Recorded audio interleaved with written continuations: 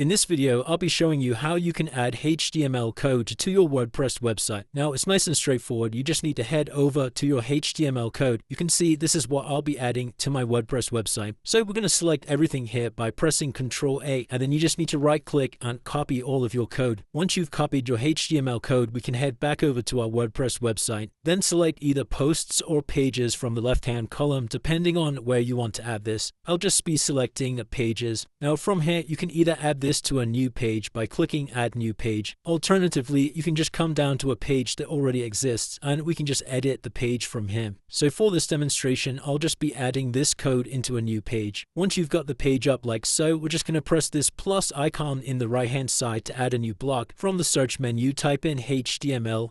And then you need to select Custom HTML. Now all we need to do is paste all of the code that we just copied in earlier. And once you've got your HTML code copied, we can press the preview button. And as you can see, this is what it's going to look like on our page once published. So once you're happy with how this looks, we can then press Publish on the right-hand side. And once you've published those changes, we can then click on View Page. And now as you can see, all of that HTML code we just copied is now turned into all of this text on the page. One other thing to note is if you did want to style any of this text here, then you can do that just by coming over to Customize at the top. Scroll down to Additional CSS, and inside of here we can type in all of our CSS code, and then you can apply certain classes and things to style all of this text. So it's as simple as that, guys. If you did find this video helpful, then please consider dropping a like and subscribing.